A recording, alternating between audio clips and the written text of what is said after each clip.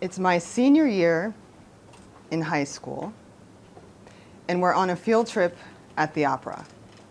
So I plop down in this thick blue velvet cushiony seat, and I place my elbow on the cool, polished, golden marble armrest. My best friend, Alana, she puts her elbow on the same armrest, and the heat from her body travels up my arm and ignites this like pink, sparkly feeling in the center of my chest I've never had before. I don't move, she doesn't move. In fact, slowly we unfold arms, and before you know it, we're interlacing hands and we're holding on to each other, and we don't let go to the very end, and the lights come up. That sparkly pink feeling expands and explodes, and it fills every inch of me. I think I'm in love with my best friend. From then on, we are officially together. Well, okay, like 3 friends we told about this. We found this little school, this little college outside of Boston we're going to go to together after we graduate. And we decide, our parents, they don't need to know anything. We have the perfect cover. It's called sleepovers. Yeah.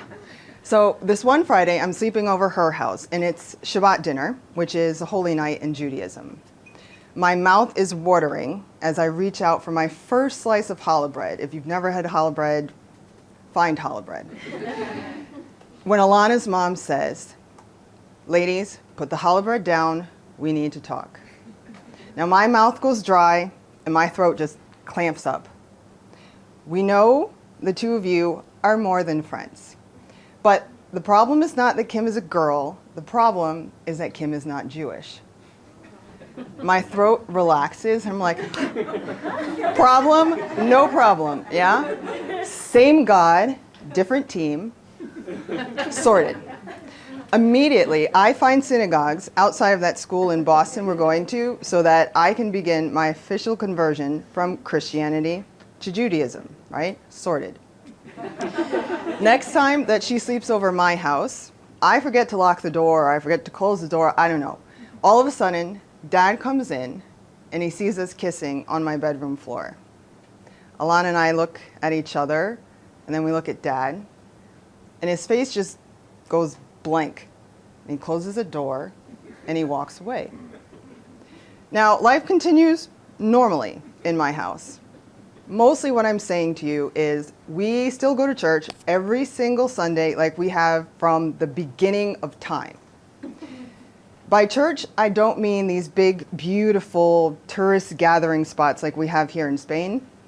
I'm talking about a square, sad, gray brick building in the middle of nowhere that looks a lot like an abandoned warehouse, okay? You open the front doors. There's no marble arches to take pictures of. No. Your nose is hit with the smell of like rotting wooden furniture mixed with body sweat and perfume, because this is Mount Moriah Southern Baptist Church. Now, Southern Baptist Church, as I lived it in the States, means that any Sunday, okay, every Sunday, usually in the middle of the sermon, people stand up out of nowhere. There's clapping and dancing and singing. There's running around the aisles. People are sweating all over themselves. Somebody's passed out over there.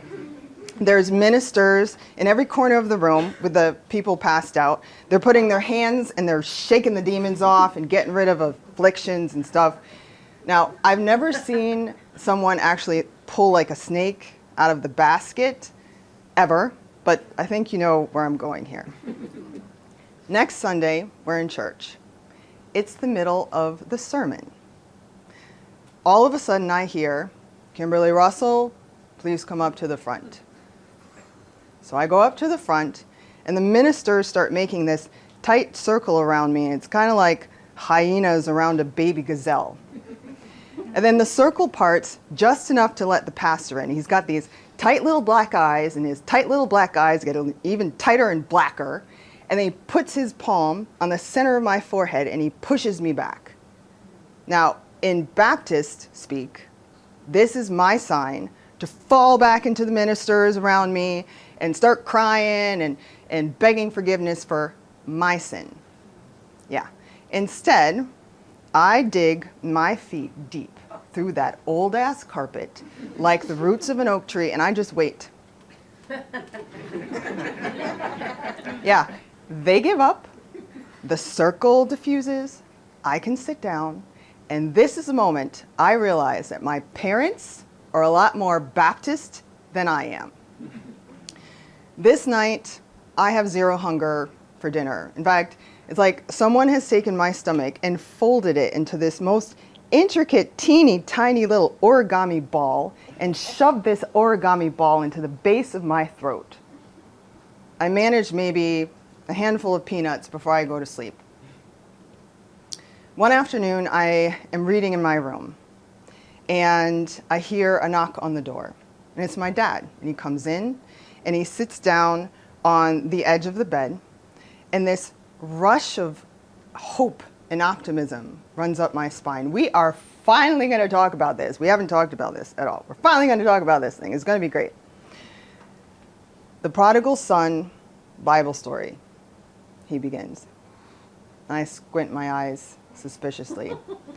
It's the story of the son, Jesus tells it, apparently, that drinks all of his family's money away and is cast out of the house and out of the family in shame. Only one day to wake up in a face full of mud to realize the error of his ways, and then he goes to his parents and he begs their forgiveness, and because he's begged their forgiveness, he's allowed back in the house, back in the family. I squint even deeper. Where are we going with this?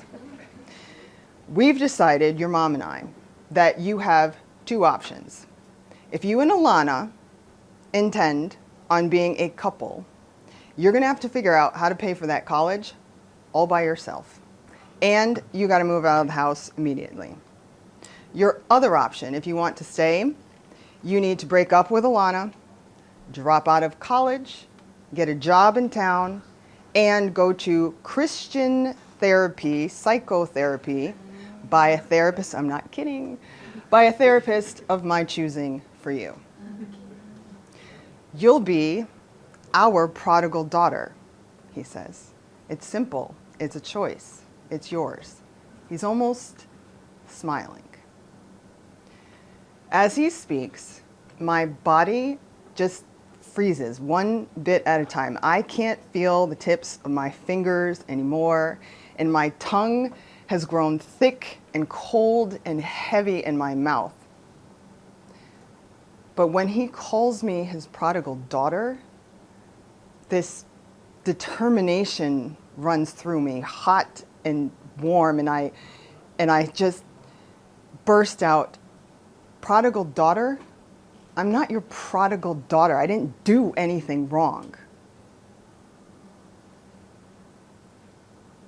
Then he just gets up, blood drains right out of his face, closes the door, and walks away. Immediately, I call every adult I can think of, because I'm 16, 17. Every adult I can think of. "Can you please help me, please, out of this? Kim, I wish I could, but I can't." I apply to every foundation, every association, everything I can think of that might help fund school. I get nothing but rejection letters. The day I get my last rejection letter, I'm in my room on my floor, and I can barely read through the tears to see, "Thanks for applying, but unfortunately." And then some big, heavy barrel just pours over inside of me and spills and fills the entire space. I start crying so hard, so loud out these open summer windows. I want the entire neighborhood to feel this.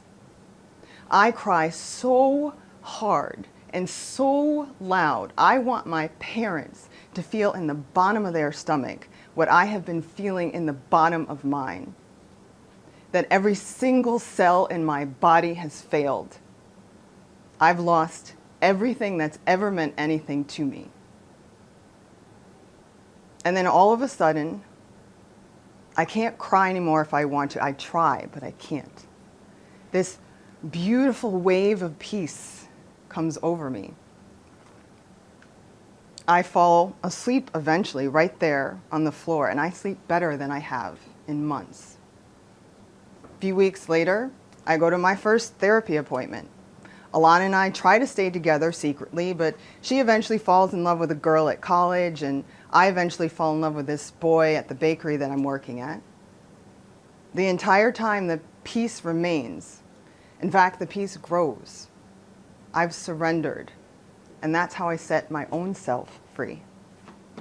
Thank you.